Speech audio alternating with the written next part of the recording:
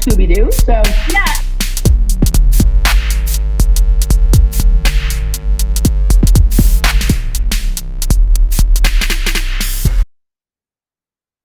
hey everybody, welcome back. I'm Emily Moyer. Dani Katz is here. This is episode number 67 of Words. Good afternoon. It's Wednesday afternoon. How are you? I am well. Thank you. Newly light of responsibilities. And I'm like slashing, burning left and right. Like, yes, feels really good.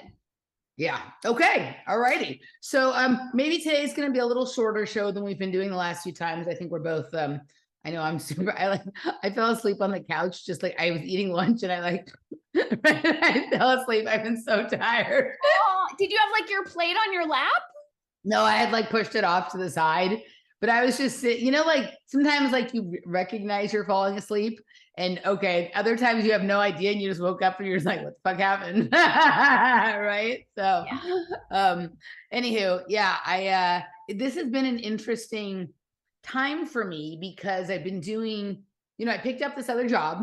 It was supposed to be 1 day a week and maybe an occasional second day for 4 hours a week, right? So 8 hours every week, 6 to 8 hours every week on Thursday, and maybe one other like half day every other week.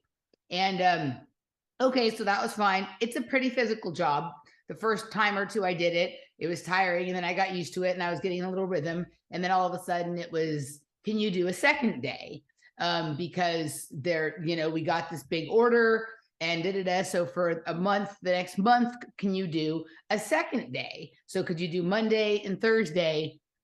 And so I was like, okay. So I figured it'd be like 6 or 8 hours Monday, 6 or 8 hours Thursday. It started like things got so crazy and the new scenario was so challenging that it basically turned into like 12 to 14 hour days, both Monday and Thursday. Physical labor pretty much the whole time in the refrigerator. And then it was like, oh, and also like we could use some help at ACL, right? And I was just kind of like, something in my head was just like, go do it, like make all the extra money. Because I'm getting to like in a very small amount of time. Like the reason I had picked up the extra job was to have a day away from the computer because I was having the dizziness thing that I told you about. And also next year we would like to improve our living situation. Like we have a nice apartment in a nice building, but it's very small. And I'm sort of, for how small I am, I'm pretty big and loud.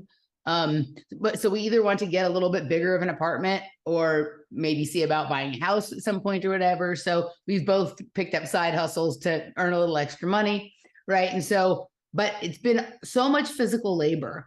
And it's been an interesting process. I'm exhausted all the time, but I've also had good shows during that period of time. Like the balance out has been good, but it's like, I don't know if I was just trying something else on to see if I I like doing this. I like talking to you and I like talking to Michael and Nish, the people I do recurring shows with, Jeff and the guests and stuff like that. But there's a whole, as you've learned, this whole other reality that nobody sees that goes along with it that becomes like just that it grows into this I wanted to try something else. And, maybe that's what I was really doing. And there's a much easier way to make a living doing that, right? A much easier way to make a living, but it's also like, I don't know that it's the best use of my intelligence and my unique skills, right? So it's like it's one of these things. It's like, how is it that like the mindless jobs can provide a living, right? And then like I have moments when I do this that I know I'm doing exactly what I should be doing, and there's like not another person who can do it exactly the way I do it. That doesn't mean there are other people who don't do it better or their own way or whatever. But I know I have my moments. And then it's like, it's almost impossible to make a living doing this, right? It's how the system set it up. I mean, I don't think it's almost impossible. So I'm going to invite us to like keep open the space for possibility, but it's like you're being rewarded for not doing your genius, but for just menial labor. And then everything else is extra. It's like today I went and I refilled my laundry detergent bottle. It's more expensive than if I just bought a new one. And it's like, there's no incentive for us to share our genius. There's no incentive to recycle and be kind. Like it's completely set up that way by design. Well, and it also, like, you know, sure, I'm clever. I can see that there's different things I could say or do to expand my audience or to earn more income, but I don't want to, right? Those things are, you know, like, it's not what I want to do. And I also look at what is really popular, what there's a market for out there. And it's, you know, and it's, when I look at that, I'm like, I can't even be mad, right? Because if that's the things that people are really interested in, right? I was listening, and I don't mean this in any sort of offensive way, because, like, there was a time when, like, that was new information to me too. It was a long time ago, but I was listening to Millie Weaver on Dark Journalist, right? I tried. That was I couldn't get through it. Well, I mean, like, I don't know. There's been so few good things, interesting things on YouTube lately that, like, but also I think I'm really trying to take a picture of the landscape and, like, see, like, okay, if I can build a house, where can I build it, right? But I feel like Dark Journalist has been doing some really interesting, meaty shows. Like, between Dark Journalist and Peace Stealer, I'm good, but that particular one. Well, I listen to a little bit of several of his shows. I very rarely listen to a whole show. I'll pop in here and there. Like, I'm of multiple minds. Like, every once in a while, there's something interesting, but also sometimes I feel like my and lots of other people's intelligence are being insulted by listening to some of the things they say. But I'm listening to Millie Weaver and him, and I'm just like, that people were eating it up, and there's a lot of, I'm like, if this is the thing that people are into, that's just what the market is right now. Like, right, that's just where things are and where people are at, and it's okay. Like, it's just, you know, like, I'm, you know, that's fine. And it's also like, okay, well, like, maybe it's time to look at other stuff and try other things and see what's going on. And, like, there was a time when that would have felt like, couple of years ago, that would have made me fired up or mad or upset or sad. And now it's just like, it's just how it is, right? Like, that's just where it's at. And that there's such a big market for that. Like, when I was going through a phase 10 or 12 or 15 years ago, where that information would have been interesting to me, there was a lot less people that were there with me. And now there's a lot of people there. So if that's kind of like what, you know, it's just, that's how it's moving forward or whatever, it is what it is. But I also feel like I've been having great shows lately. I think you've had some great shows lately. I feel like I've been having great shows. So, like, it's the balance of the two. It's like, maybe I can do multiple things, and also that way I won't get bored. I don't know. I'm still urging you to outsource the production stuff.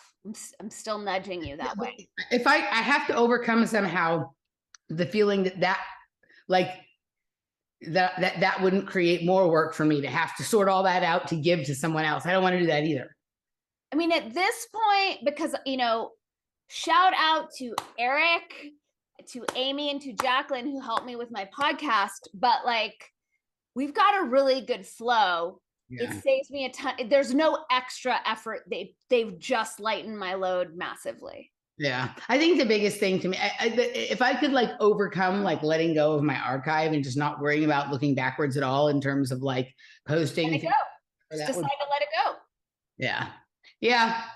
I guess there's a part of me that feels like the people who have followed me and subscribed to me for a long time on Patreon and locals or whatever, if I'm wanting them to move to my website, then the things that they could get on those other places, it needs to be available there on the website instead of just like a blank wall in the back. But maybe it doesn't even matter. Maybe people don't even look back anymore. I don't look back. I don't know why I don't assume that everybody just does what I, right? I mean, I would just say, whatever you're saying, if I could do it this way, give yourself just do it that way. Do it that way. How, you know, your people who followed you that long understand how much you've put into this. Right.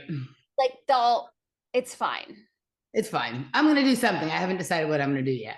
I'm going to figure something out. I'm going to do something different. Anywho, but I feel like we've been having good shows. I love doing it. I feel like I've been having good shows with all my people. So it's like, I'm not tired of doing this. I like this, but. Yeah, I'm the same. It's just like streamlining and tweaking and finding, like, our just right alchemy of how much of this to do and give, because it takes a lot of time and energy. takes a lot of time and energy. But I'm just gonna say this. We didn't even talk about saying this. Like, I decided the other day it would be neat if you and I could go on like a little speaking tour, like a little gig tour No, or I something. got your text and I gave you the thumbs up, but it wasn't like a brush off. I was like, No, I know. I felt like you liked it. Yeah. yeah, because it feels like, I mean, which we're going to talk about today. We've been talking about this for 3 years now, and everything we've said has come true or is coming true. So, yeah, I'm right there with you. Let's do So if it. there's anybody out there in the audience who has any experience like arranging, like, I mean, I guess it could be sort of a speaking to, like, it could be like a speaking tour, or it could be you have a book out and you have another new book coming. So it could almost be aligned with, like, you could have a stop for the book tour, but then there could also be a talk with the, or so, I don't know, something like that. If there's anybody out there who like knows how to do that well, or right, or any people who know that they're a place where they have a location where people would like to come and hear us do our banter and do whatever the fuck it is that we do, then let us know. Yeah. I'm super down for doing things in the real world. Like the one thing, like I cannot stand music festivals. I was working at ACL, right? I don't understand the draw of that shit at all anymore. But that said, like, since my company's bar is like in the VIP area, like I did, and they have this cool like Airstream speakeasy set up. Like I did meet some like really nice people just like sitting around and talking back there. And it's like, wow, I really like to talk to people face to face and not just on the computer. I like talking. Yeah, I'm the same. And I put this out, like, as long as we're putting our asks out, like, I want someone to help me put together that kind of book tour, like where I can, like, the places that I can go and speak and read. So yes, if someone has experience, get in touch with us. Get in touch with us, please. Okay, Dani has a list of things she'd like to talk about today, and I'm in agreement about all of them. So that's just what we're going to do today. Where do we want to start? I have Talib, PayPal, Tulsi, and then this extra DEI thing that we may or may not have time to go in get. a line so we don't get confused and forget anything. Well, what do we want to say Alphabetical order, or like, we want to say for afterwards? okay, so what do you have? You have PayPal, Talib and Tulsi. and then so definitely the DIE thing in that that's okay. So that's back there. I'm trying to like. Do we want to start with Tulsi, PayPal, or Rashida? I don't know. Tulsi, PayPal, we don't have, there's not a three-sided coin. I don't know. I feel like PayPal will take the least amount of time. All right, so let's do PayPal and one of the T's. Let's do PayPal and Tulsi, and we can do Talib and DIE on the back end. Okay, very good. Here we go. Starting with PayPal. I did talk a little bit about PayPal with Howdy and Michael yesterday. That show's not going to be out till next week, but let's get at it from our angle here. Well, I think everyone knows what happened with PayPal, which was they sent out a new user agreement, which I had put, like, I read these all the time.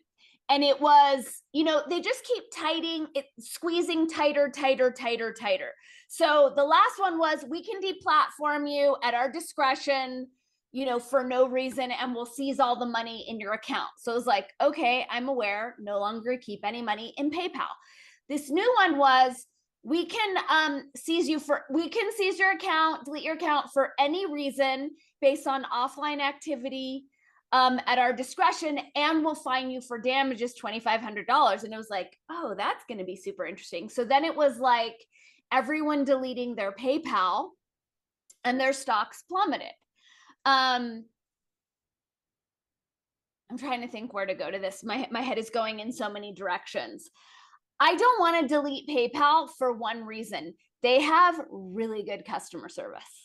In a sea of weaponized customer service where there isn't any anymore, I get the best service from PayPal, and they're so nice and they're so responsive. And so that keeps me wanting to use them. So I was just like, let me just watch and see how this goes, because it wasn't until November 3rd that everything was going to be implemented, and it would give me time to get everything off. I got an email today from No Agenda. John C. Dvorak is having like a freak out that everyone has canceled their PayPal donations and they're in like kind of emergency. And he was giving the same perspective I was, which is PayPal has really good customer service. Like they're actually a really good, similar to self-publishing on Amazon. I know all the reasons why it sucks and it's shifting a little bit, but it has been great customer service. So I called PayPal yesterday and I'm like, where are we at with this? Like, I know you guys are rolling it back. So contrite, so apologetic. So the pendulum is swinging the other way of like. Well, let me ask you real fast. What did you ask? So you called your friend at customer service because you like them so much. And I'm guessing that after me, they're your favorite people to talk to on the phone. I talk to them as much as I talk to you. I mean, it's just in a sea of dwindling customer service.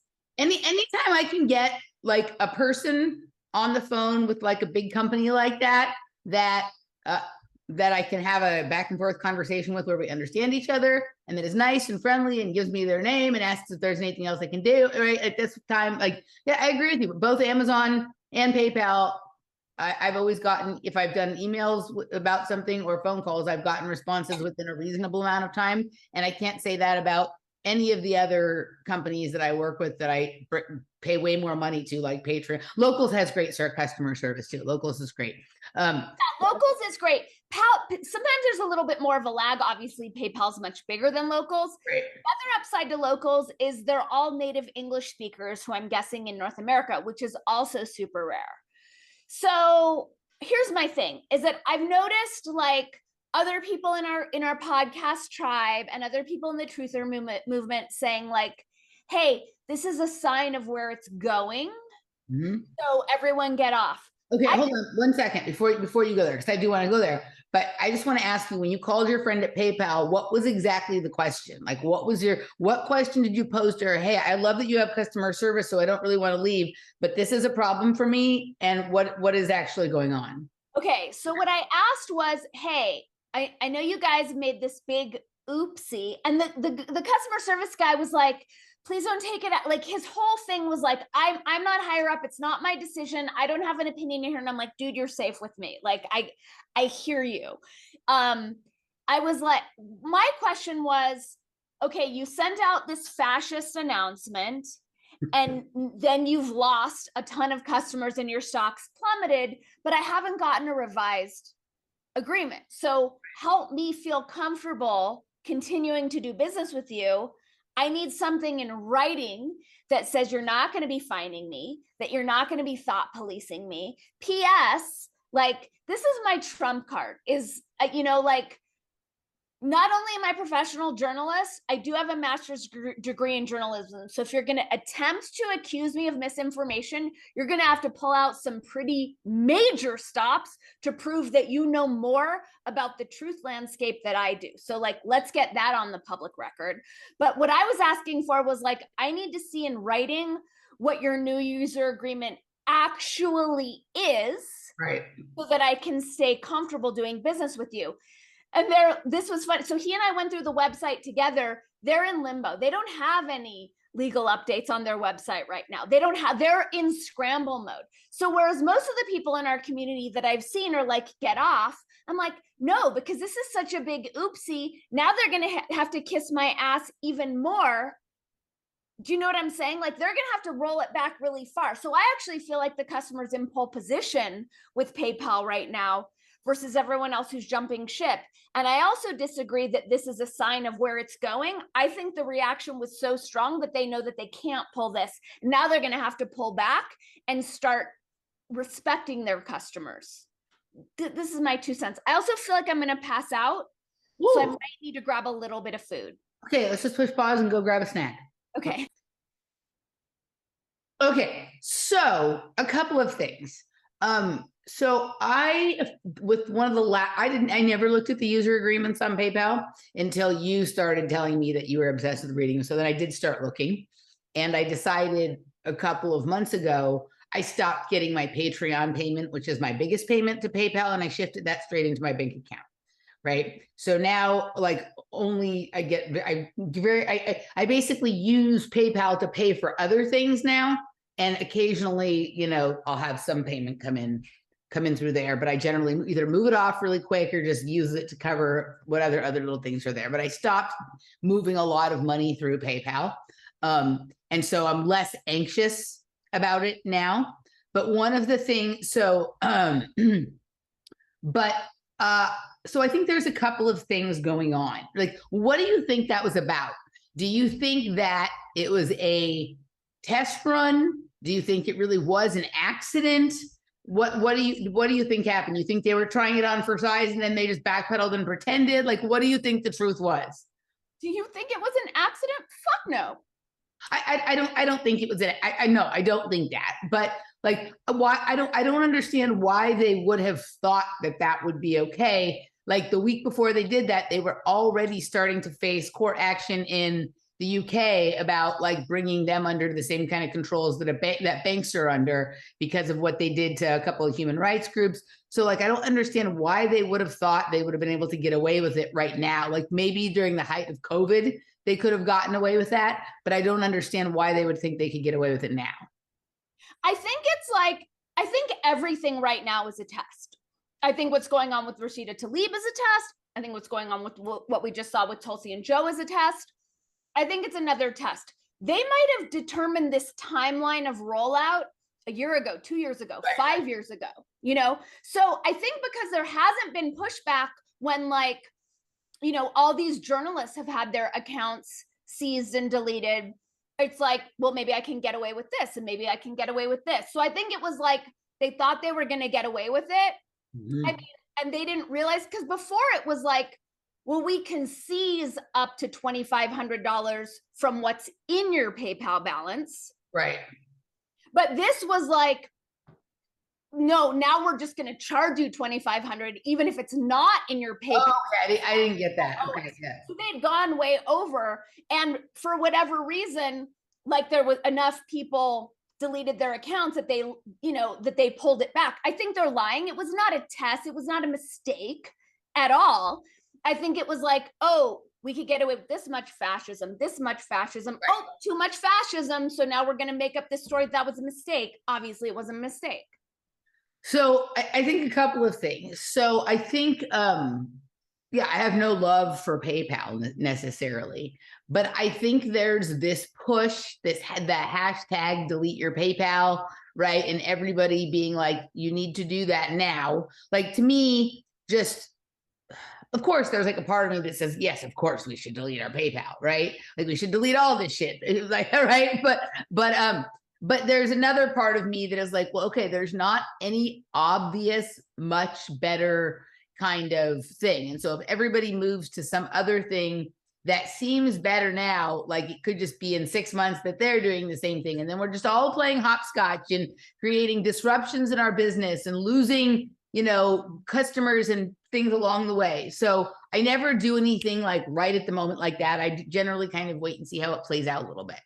But I've seen like a couple of things that make me suspicious. And then the conversation I had with Howdy and Michael about it yesterday, and I'll tell you what we were kind of talking about was, obviously like Dan Bongino has a new payments thing. And whenever there's a like equal but opposite partisan kind of solution, like I'm suspicious of that because it may be like, I wouldn't surprise me if someone like Dan Bongino was like, you can't criticize Israel or you can't, you know what I mean? Like, so there's no, whenever also the timing of it. So I'm suspicious of that because that part is sort of being like promoted and it's going along with around the same timing as Rumble going public and all of this other kind of stuff that's happening. And, you know, Rumble's better than some of the others. It's not perfect. Like, you know, there's issues with each and everything. Right. But it's like, okay, so you can do that one. There's Stripe. Stripe only works for certain things. Like some things you can't use Stripe for. But then also, what else is? But right. Stripe doesn't. Because I moved after PayPal's last user agreement. Right. I moved my whole business off of PayPal onto Stripe.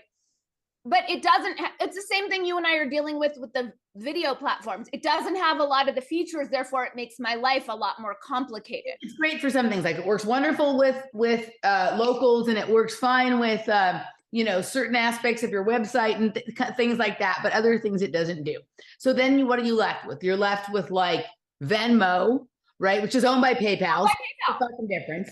But also, and this was Michael's point, and then I brought some things that he, you know, is all of these other payment systems are much more phone-based, right? They're much more convenient. They're much more phone-based, but all of them are like, a lot of them use QR codes, right, for things. And a lot of them are like this, you know, like things like Cash App and different stuff like this.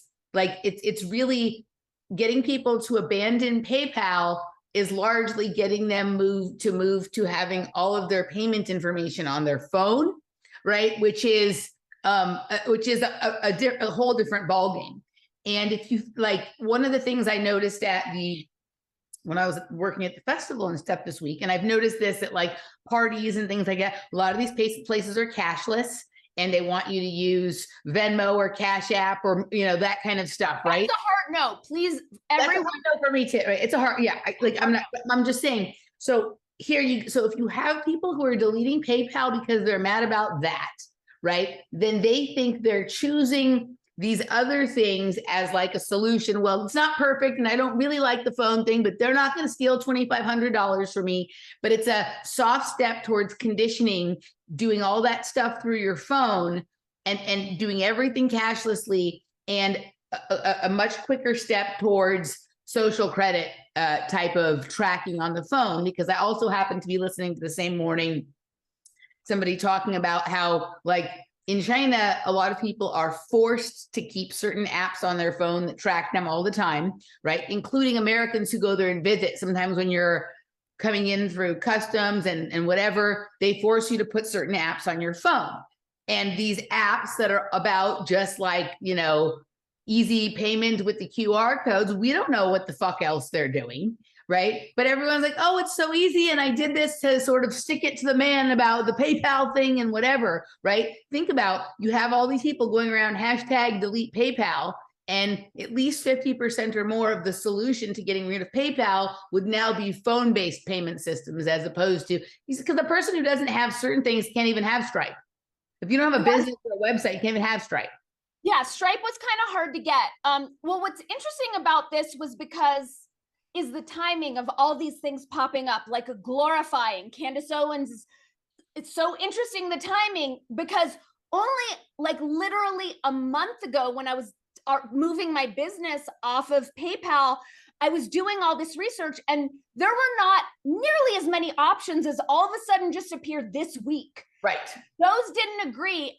And given like G. Biden's, you know, that scary G. Biden he gave with that like dark red fascist thing, like all these things that are like for patriots, I'm not going to sign up for those either. That feels like, I feel like we're being herded left and right. That's why I'm like, I never do anything that is for patriots. I'm just completely anti doing anything. No, which is frustrating for me, because I feel like that would be a really great market for my pop propaganda book. Right. But I don't want to do anything for the patriots. I refuse to do business with any company that requires a phone or an app. That's a hard no. Right. I'll just live in a tent before I'm required to do anything with my phone. So that's why I'm like, PayPal just lost so much money. Now they have to double back and bend to the customers. So in this moment, I don't feel aligned with leaving PayPal. I'm going to see how it goes. And I'm like, I kept saying everything. I'm like, I know this phone call is being recorded. So until you guys send me a new user agreement that tells me exactly what it is, here are the stipulations that I'm laying out. And this will count as the paper trail, you know, until I get your new user agreement. But I have to say, they might be the nicest customer service of any of them. Yeah, I've never I've never had a problem with PayPal. Now that you like bring that up, it's not something I spend time thinking about, because I guess, you know, I just assume that a big company that makes a lot of money should have good customer service. But but even Dvorak said the same thing in their newsletter of like, actually PayPal's like everyone who just screwed us by deleting your PayPal, they're actually a really good company to deal with. So it's like all these different factors. And it's also important to look at like, well, why aren't they pulling this shit with Venmo, given that I think it's a test. It's all just these tests. But Venmo is mostly phone-based, right? So if the purpose, if the overall purpose behind this, and let's just say that there's probably even people working within PayPal that we know this. If they intelligence agencies are putting people in media rooms, they're putting them in big tech, including PayPal and this kind of the other thing. Like it's 100% be that like there was multiple iterations of the new user agreement to go out, and somebody just decided I'm going to send this one because it's going to get everybody to go over here. And I mean, there's a million things that could be going on. But I see that PayPal can become the sort of quaint analog version of online payments to a certain, I mean, it's still digital, but in terms of like, they try and get me whenever I log into PayPal, they try and get me to switch to using like a QR code kind of thing, but they don't force me to. You see that thing pops up? They don't force me to, right? And They're not giving me that. I mean, it doesn't happen every time. I think it happens on the phone. If I try and log in on the phone, that's when it happens. I don't think it happens on the computer. Okay. But they let me just say no. And then, okay, that's fine. I understand that for some people who don't care about the things we care about, that makes life easy and fine, and they don't give a shit, right? Then they should be able to not give a shit and do whatever they want.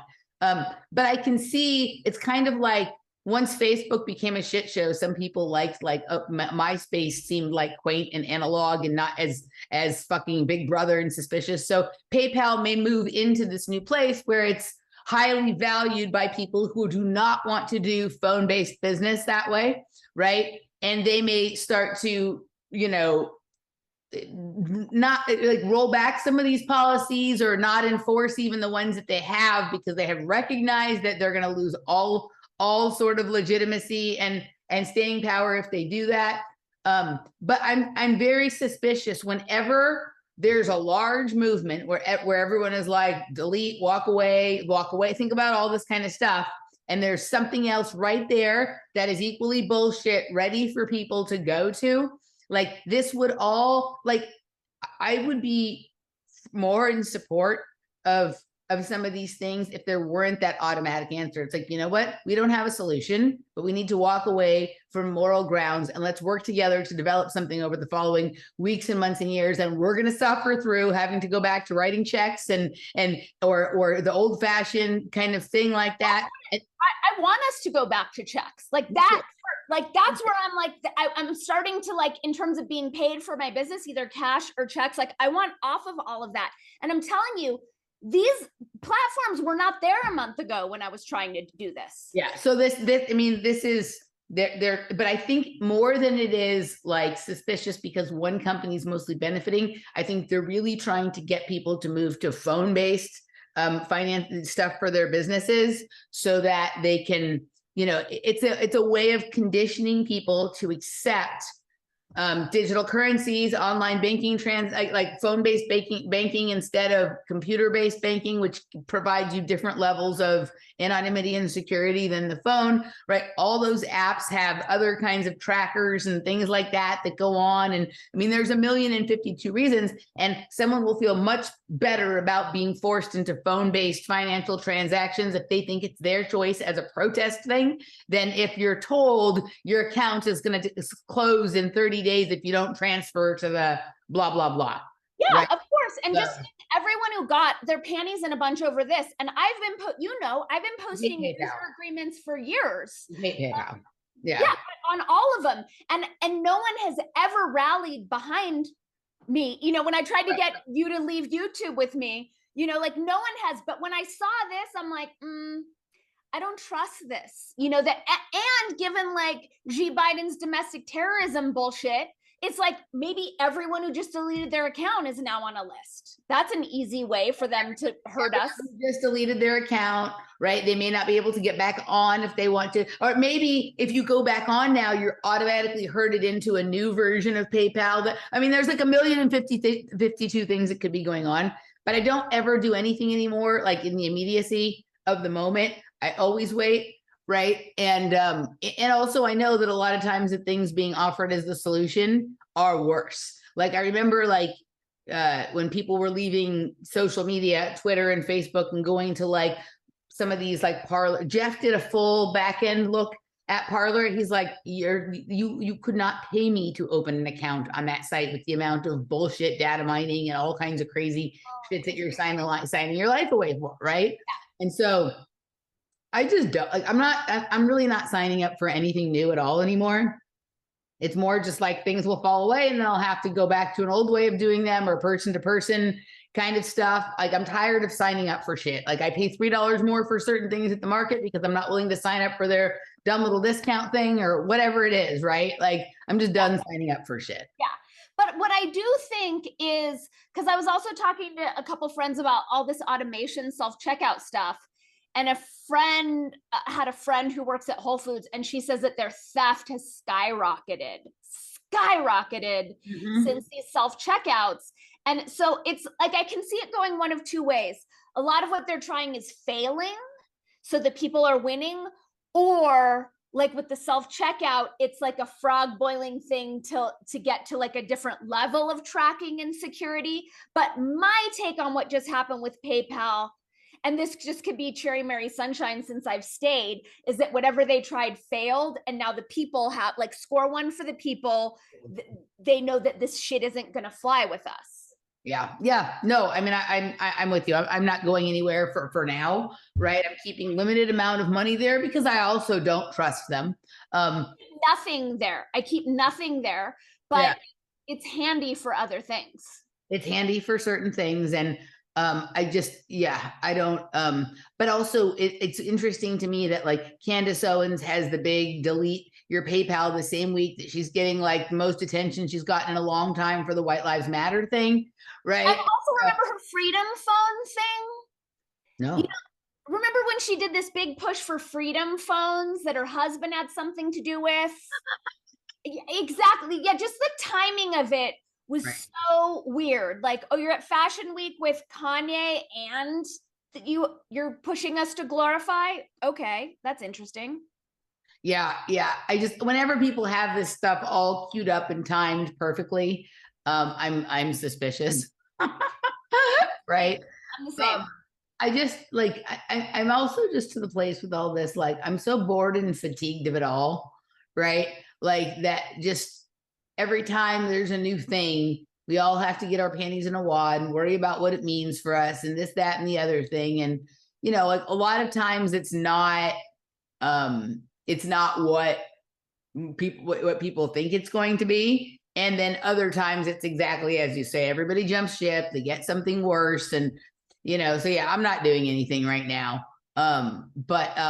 And I'm also suspicious. Like I'll stay with whatever company allows me to be the most analog, as long as they're not just like absolutely, doing something sort of horrendous. I don't want to do all that. So I don't like cashless. I don't like having to charge up a wristband when you go to some shit. I don't like any of that crap. That's a hard no. I just won't. Yeah, I don't do it. Yeah. I just don't even like being where that's the thing. Like I don't do it. No. Right.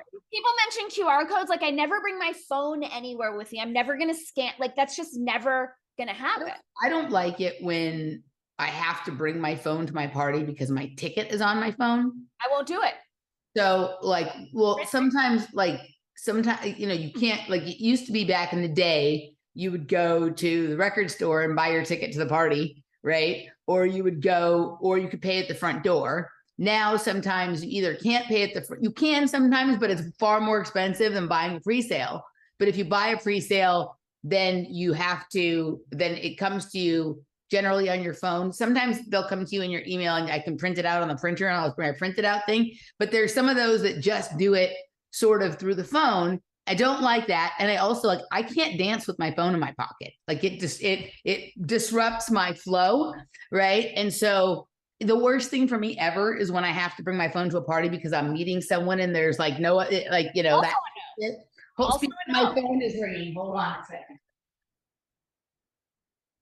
Hold on. Do you want me to? Oh, I can't pause us. I am mid-show. Can I? I can't pause us because I don't have screen record capabilities. So we will patiently wait for Emily's return. Okay, sorry about that. Lisa's been trying to call for like a couple of days and we keep missing each other. So here's the thing. I will not take my phone anywhere. It doesn't say in the Constitution that I have to have a phone with me. Right. and I don't, and I refuse. Right. So if they send me something, I'll take a screenshot and print it out. But if businesses push it with me, then they'll lose my business. But it is I encourage everyone to push back, because we don't want to be a digital dependent slave society. Just say no. I don't like it. Like, right. That's a good idea. If it's in an app, I'm just going to do that. Taking a picture. That's a good idea. If I'm meeting friends, I'm just like, I'm leaving now. I'm not bringing my phone. I'll be out front. See you there. The way we used to do it. If I am meeting a friend and for some reason, like I have to bring my phone in, then once they arrive, I make them hold my phone for the rest of the party. There are just too many problems with this. Just don't. You never have to bring your phone. Well, that's for me, and you never have to. If I'm going to party by myself and I'm not like meeting up with people, I never do. Right. But sometimes because of the way things are arranged, but I force them to suffer by having to hold my phone. So then they have like phones in each pocket and they really can't dance, but I'm like spinning around having a good time. Yeah. Hard no on the phone while dancing. Yeah. But yes, I agree with you. That it shouldn't have to be that you have to have a phone with you in order to do things. And so yeah, I think that's the biggest thing, right? Like I'm not interested in phone-based financial things at all. No. Yeah.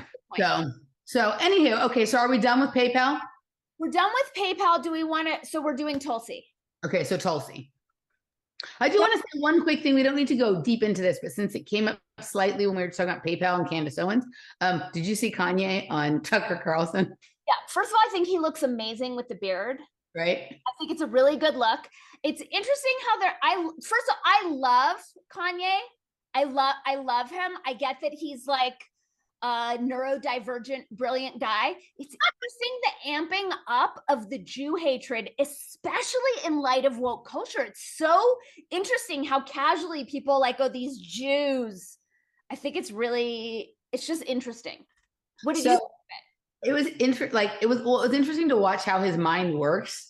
Like, and he acknowledges it. Self-conscious. Tucker asks him a question, and like he says a bunch of other stuff that eventually circles back to answering the question. If you're aware enough to understand a diversity of ways of talking about the same kind of idea, I think he's so used to being misunderstood, misquoted, and slammed that there's the part of him that this is what I want to say, and then there's the other part that's like, well, if you say this, then this. He has so many different. Right. He already knows what the 3 slapbacks are going to be, so he addresses the background of the 3 slapbacks before he even says the thing he really wants to say. Totally. I think most of the stuff he said in there is like self-evidently true.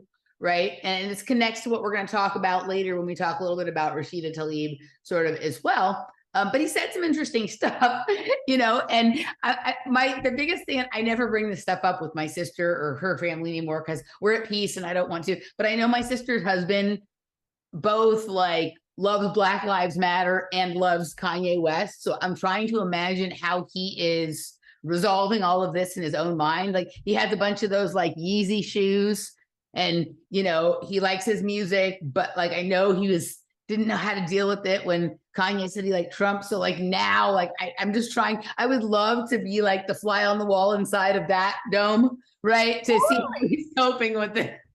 I mean, I honestly think it was brilliant because I also listened to Candace Owens follow up with Tucker. And I thought it was a really interesting, like kind of live art performance piece that they did. Right. So clever. And I, like she made a really good point of like, it's amazing the backlash for something as simple as White Lives Matter. Right. But I just like the way, I love Kanye. I would love him to be president. It's obviously true. It's just like, okay. It's so crystal clear. I think he's badass. I think he's an interesting, authentic artist. What do you think about, I thought it was really interesting, the things he said about Jared and Josh Kushner and how Tucker acknowledged that those things are true. It wouldn't have surprised me at other times if Tucker had sort of glossed over that or kind of just moved past it sort of gracefully or whatever, right? Because Tucker's still involved in that sort of whatever that complex is, like that, whatever. But he was like, you know, like his little afterwards comment after the thing is like, those things he said are true. Right. And just, I was like, okay. I thought it was awesome. I'm intrigued. I'm glad that Kanye's like back in the public forefront, stirring shit up. Yeah. I had never heard the word neurodivergent until like 2 weeks ago. And now like I hear it every day. I had never heard the word until a few weeks ago. Super in the zeitgeist. Yeah. Yeah. The first day I ever heard it, I heard it 3 times. I can see it when Kanye's speaking and his pauses. Like I can totally, like, I don't know if it's a psychic thing, but I know exactly what's happening in his mind. He's operating on a lot of levels. Yeah. I think Tucker handled Kanye's, when I say handled, I don't mean like in a mind control way, but I think he dealt with it in the conversation way better than Joe Rogan did in the interview with Kanye.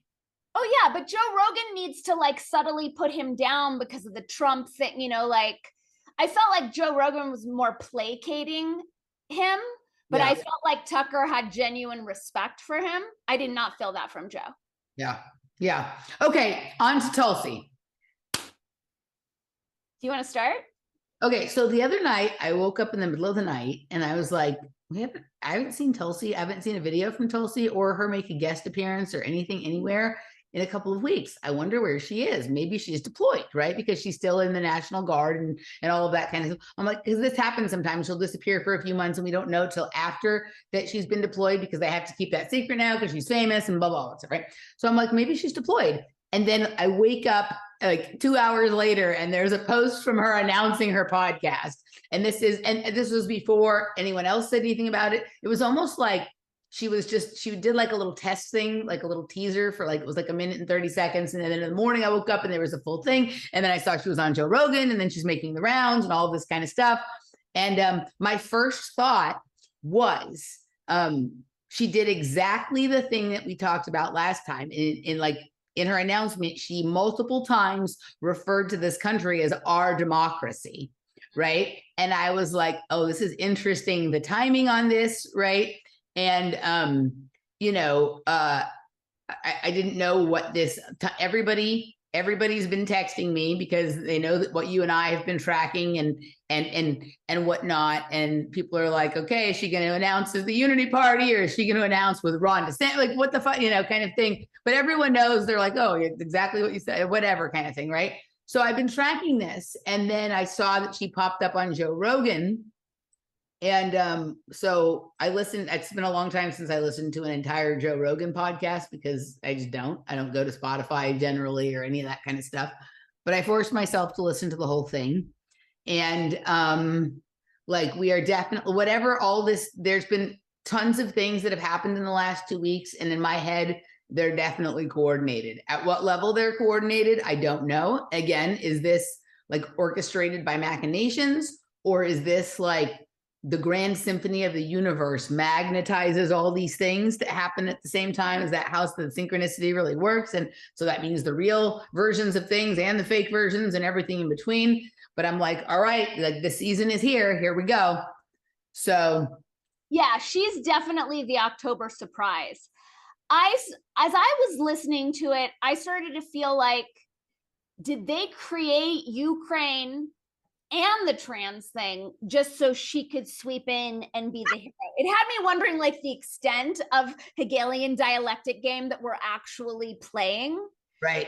One thing that I think is interesting, do you know the herb Tulsi? Yes, the tea. Yes. Do you know it's an adaptogen? Yes. So what it does is if you are, let's say that you're like, it'll balance your adrenals, right? So if you need more adrenal energy, it'll raise it up. If you're running too much adrenal energy, it'll tone it down. So she's the synthesis. Totally. Tulsi is the synthesis in terms of the herb kingdom. Right. And Tulsi Gabbard is the embodied synthesis. You know what Gabbard means? No, I'll look it up. So it's kind of interesting so first of all, I thought the interview with Joe Rogan was very basic bitch. Like there was nothing really new or interesting said at all. I felt like it was her least interesting interview with him she's had. I disagree, but gabard means a kind of heavy built vessel, barge, or lighter, especially for inland navigation. Oh, Okay. She's a military person. This makes perfect sense. totally. Okay, I'm sorry. Go ahead. Okay. So she's against drones. She likes more conventional warfare, right? You know, she doesn't like the drones and the, I mean, she does like drones. Never mind. She does like drones. She doesn't like regime change. She likes drones though. Doesn't like regime change, right? Okay. So that's interesting. So she is the vessel. She is the tank that will balance right. She's going to be the leader of the military dictatorship as it comes in, but she's going to be the hot, reasonable military dictator. She's going to be 100%. So I thought this was incredible. This was scripted beginning to end. That's what I mean when I say that. Yeah. Totally scripted and extremely well crafted. Like so deftly crafted in terms of her weaving and her extreme concern about woke culture, but especially nuclear war with Ukraine. Mm-hmm. And then this basically was a campaign announcement, regardless of how many times she denied that it was. Right. But even things where she mentioned going to Chernobyl and she said, and it's harder to queue up, as I mentioned, because we don't have the benefit of the transcript. But she said, I think it was after my second deployment that I went to Chernobyl. And it was like, you could have told us about going to Chernobyl without mentioning that, but you needed to mention that you have military experience, that you like everything was really layered like that. Do you know what I'm saying? Like it was tightly packed as far as the bringing up her calling out Kamala and the way that they replayed that in the debates. Do you know what I'm talking about? Like it was so scripted by like a very, very experienced and talented screenwriter. Yeah, that's what there was nothing off brand or off script. There was no, they both she's very well spoken. She, know, like she's on a lot of levels. She's a very impressive person, right? Like I wish she wasn't captured because I thought there was nothing she said that I didn't agree with. So, I mean, she says some things I disagree with, but this is the thing that's with her that like, I mean, there was a period of time where like, I definitely liked her and I thought maybe, and that passed a long time ago. Right. Has she ever publicly denounced CFR or WEF? She acknowledged that. So when they were being critical of some public statement that was made, she said that statement came out in this magazine that is a publication of CFR. That's the closest. I've also heard Nico House one time ask her about her association with them, and she basically didn't deny it. She just said, like, I didn't know. I was new in Washington. I got invited. I checked it out. I was there for a year or two. That was the extent of my thing. Do you believe that? So I think, well, there's a couple of things. So I think apparently there's also linkages, according to John Brisson, with her to like CNP, which is more right-wing, right? Which would be the connection with Fox News and all of that kind of stuff, Council on National Policy. And I've never seen her address that. I also have not seen anyone ask her about it. So sometimes you can't address something until you're asked. So I can't hold her responsible for something that nobody has asked her. If she has asked and she walks away, so I'm going to have to, okay. But she did insist in the interview that she rose to the top specifically through grassroots independent support and never had any other. And it felt like she was doubling down on that in the same way that Joe tells us that he's not controlled. Well, there's something about Tulsi, and I still cannot figure out why. Like, if there's something I'm missing here. When she does speak, she speaks with a sincerity that I believe she believes all the things she says. Well, and this goes back to the fact to Adam Curry's assessment of Robert Malone. She's done so much military time. She could be super controlled and not have a fucking clue. She doesn't show some of the telltale signs of people who've been through that kind of military brainwashing, but there's new technologies coming online all the time. So this may be a level of mind control we haven't seen before, but she's also a deeply religious person from childhood.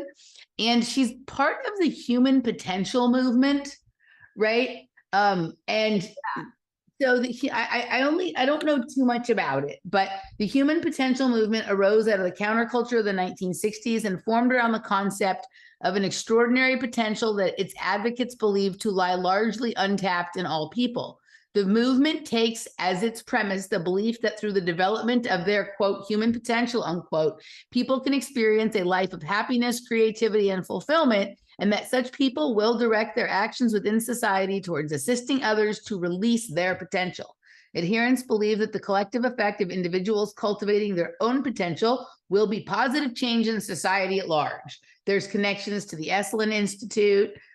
There's, Self-Actualization, Institute for Achievement of Human Potential, hippie cults, all this. So and I think they talk about Abraham Maslow's hierarchy of needs and stuff. I actually think her husband's name is Abraham. So we find, like, when I've looked deep into my own mind control, I find that there are people in my life with names that are the titles of projects that I was involved in. And I'm not saying they're actively doing something, but it's almost like they stand there as like a cue card to remind me of like what my trajectory is supposed to be, right? Like I've had all kinds of weird stuff like that in my life, and that continues to till now. Like the name Monroe is around me at like an absurd level that like the Gateway Program, Monroe Institute kind of shit is like, it's got to be that, right? Yeah. I think between her religious background and then this, let's see, I want to see if there's an article that connects her to it. I know I've heard it from Huxley was also part of the human potential movement. Who? Aldous Huxley. Yes. Okay, but let's just see if I can. I remember John told me about it, and then I did find an article at one point. Let's see. There is a few articles about okay, no, this here's another one, though this is a different one. This is more recent. That apparently she was also part of some kind of cult that a relative of hers was big in, called the Science of Identity Foundation, and that has some stuff. Okay. Right, so it seems like she's probably of a background, which is where like and I talked about this in the show I did with I guess it was with John Brisson, the last show I did with John Brisson, the place where like religion meets like hippie cults and stuff like that, right? She seems to come from a background where her parents and her family and things that she's been involved with, that there is a lot of that. So she may be like incredibly sort of susceptible to a certain strain or type of like, culted mind control programming, that some things she says it the same every time she says it, as if it's like a script, kind of like when Joe Rogan does his like DMT talk, right? Or whatever, like at a certain point, he's just like reading the script. Like, so I think there's some of that. Obviously, she has been in the military, and we don't know when she goes on these deployments. My guess would be at this point, she's in very secret, private kinds of units that may be doing something entirely different than anything we think of as having to do with the military. It could be just like complete like experimentation in the irregular warfare that we talked about when we were going to do that thing at some point about the Albury Marcus or whatever kind of thing, right? Like, I don't know, but there's a level of sincerity with her that comes across that doesn't come across with almost anyone else you and I offer critique on, right? Like that is harder for me to go, this person is like some sort of like horrible, amoral shyster manipulating their audience, Like, I think she really believes the things she said. So she's under at least as much mind control as the people that she's charged with controlling. Go ahead. Okay. The one clip I have is going to show you where she's totally aware that she's part of this. Okay.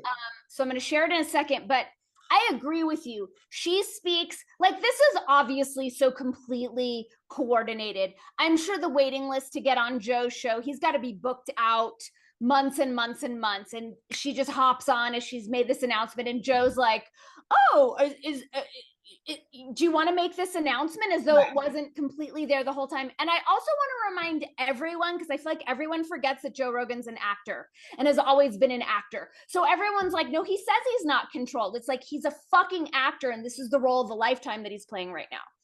So one thing that I did notice about Tulsi, and I love, as I said, I love most everything she said, is that she's extremely aware of her languaging. She is extremely aware of the power of words. So when she's fear mongering as hardcore as she has been about Ukraine, that's a game. She knows what those words are doing. And I'm starting to think that the Ukraine thing was set up as the problem to which she could come in as the solution for. And I'm going to play you the clip. So that you can, I just need audio share. So I'll share the sound. I'm going to go back a couple seconds. Here we go. The RNC and the DNC. If we are threatened by a legitimate third party, this is how we could stop that in its tracks. Yeah. And so now a third party is essentially almost impossible. As of today, yes. It would be great to live in a world where that were not the case, but when you look at the practical application of our electoral system right now, it's not a viable path. Are you going to run for any kind of office as an independent? I'm not running for anything now. I am deeply, deeply concerned about this very real and imminent threat of nuclear war that no one is talking about, that no one is preparing the American people for, that people are kind of sitting ducks because of the decisions that our leaders have made. If I felt that there was a way that I could stop that and make a difference and impact that and pull us back from the brink, then yeah, I'd seriously consider running again. What do you make of that? So yeah, no, I did hear that part.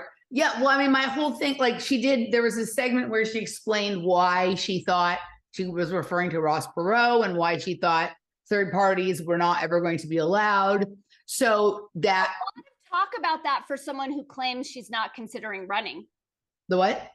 A lot of talk about what is necessary for third party. Well, so this is like, okay, so does this mean like, is she going to run? Is this suddenly there is going to pop up a third party that can support her? Is it going to be Andrew Yang's party? Is it going to be 100%. Is it going to be the Unity Party, or is it going to be the Ron DeSantis Tulsi Gabbard ticket? Right. Well, she was really insistent about not going for Republican. This is, remember, Brett Weinstein, the Unity Party. That's what we're seeing. But why did she just say, I can't think about running if there's a way that I can sweep in and help this crisis, then I will. What does one have to do with the other? Right. And why does she have to have something to do with it? Does she care more about us evading nuclear crisis, or does she care more about she gets the hero points for evading the nuclear crisis, and then because she gets those hero points, then she'll run? You see the breakdown there? For me, that was the weak point in the whole thing. Wait, that's where the cracks were. It wasn't an answer to the question he asked. It was like a shift to like, well, I don't know, like only if I can save us from nuclear war. Like, right, but how is she going to save us from nuclear war? Right. Like, I mean, I get what you're saying. I don't know if it's going to be Unity, if it's going to be something completely different, if it's going to be Andrew Yang's Forward Party, or if there's going to be some, I mean, I have no idea. Before we get there, we're going to see a scenario where Tulsi's influence pulls us back from the brink of nuclear war. I guarantee it. I guarantee it. That's what they're seeding the groundwork for. I don't know how she's going to do it. Right. Well, but I think that's what's happening. So also this week we had the thing with Kanye West. We had him acknowledging his friendship with Elon Musk, who has put forward the hope of doing some kind of solution, right? So, and Brett's obsessed with Elon Musk as well. As is Eric. As is Tim Pool, as is all these other people. So is there going to be some sort of like fucking SpaceX party or something? Like Kanye, Elon and Tulsi save us from the brink of nuclear war. The other piece that I thought was the tell, I'm telling you, I think that's what's good. So the other tell was when she said, there was another tell. I have another tell. The other tell was where she said, she was kind of talking about her presidency. It's so weird that she's denying it.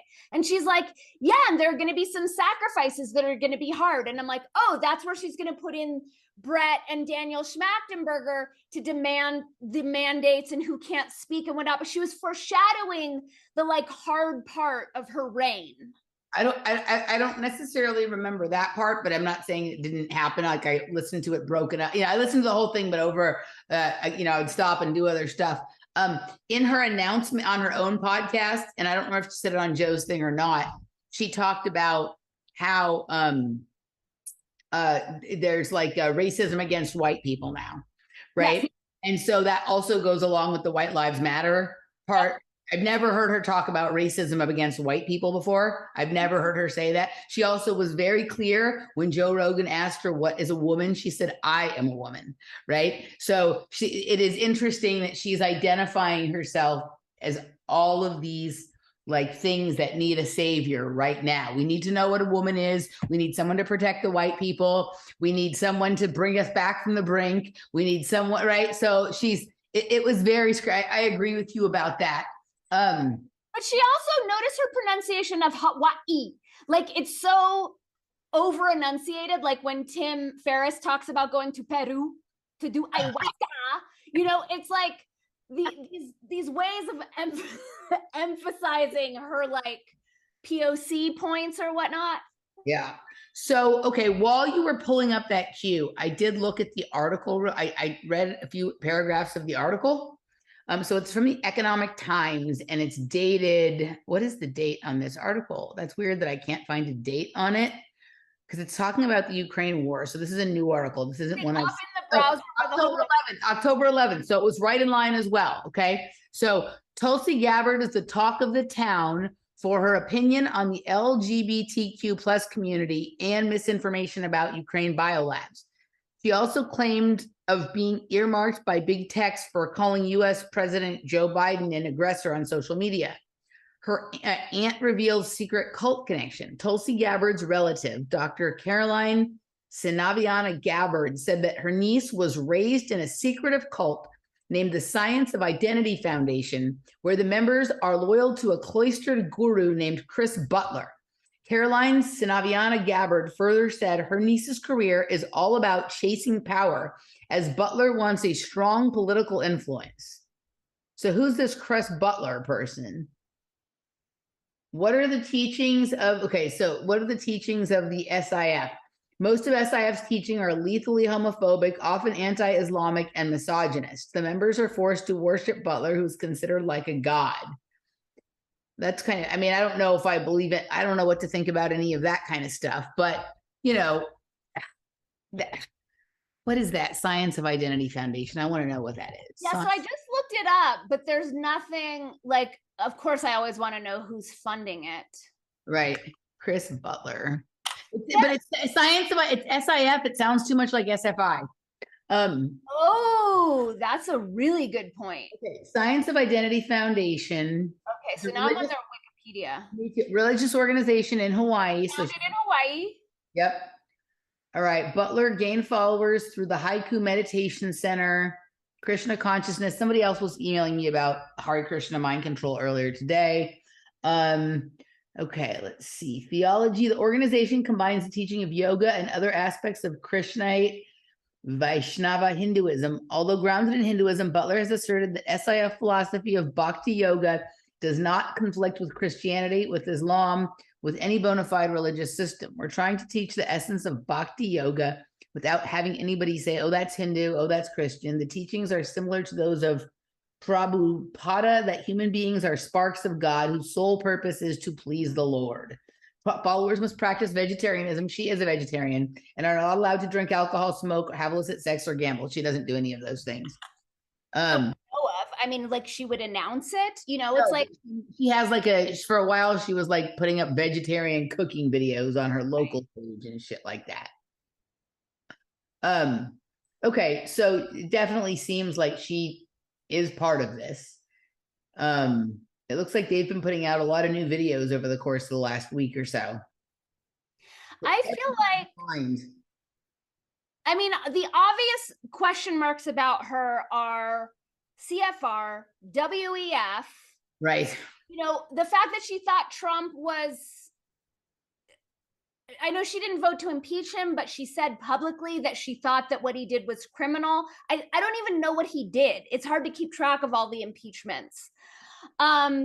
But her languaging around the fear mongering around the nuke thing felt extremely reckless, given how much she clearly understands about how language programs consciousness. Right. And it seemed like she's seeding the groundwork. Like, the more these people fear monger about nuclear war, the more safe I feel about there's no way it's going to happen. They're just going to create this narrative to take us to the brink. She, Elon, and Kanye are going to rescue us, and then she'll be our next president. Do you, just out of curiosity, have you waded into the waters at all of the whole idea that like nuclear stuff is an entire hoax and there's no such thing? I've heard that. I haven't done enough research. I mean, it's weird here because of all the labs here and all the secrecy around the labs here and all the people, because it's a small town, who I know who are part of the labs and the weird rules that they live by. So I don't know. It would seem really fucking stupid. Like, I don't know why we would have nukes. I don't know why anyone would engage a nuclear war. It doesn't make any logical sense to me, but very little in this matrix makes sense to me. Well, so much, like, I mean, I have, I have a lot of thoughts. Obviously, I don't know that I have complete thinking on this. But most of the places where they say that there have been nuclear radiation spills or leaks or things like that are, in my opinion, areas that they just don't want people to go near because there are particle accelerators there.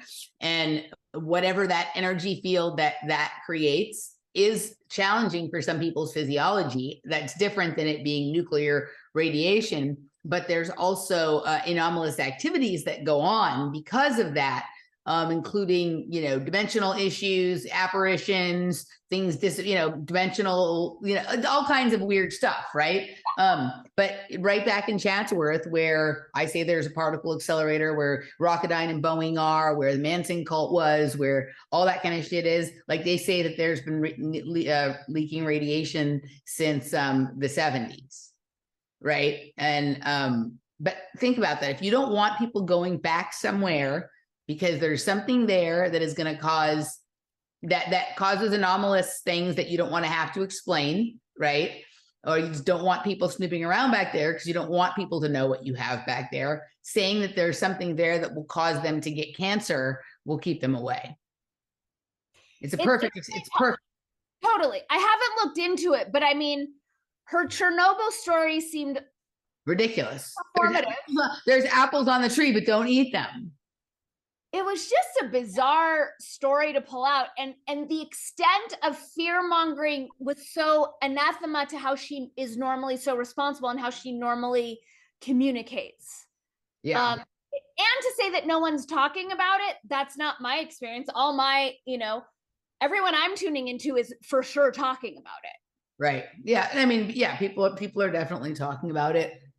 I don't really know what to make of this. I think the only question for me is which layer of the op is she coming in from, right? Because I don't like, I see it all as like, there's the mainline control system, which that's their preferred way of things being, but they have all of these different layers set up, right? So that if this one fails, if people aren't buying this one, we can go to this one, we can go to this one. Let's give them only as much truth as they need to accept most of what we want, right?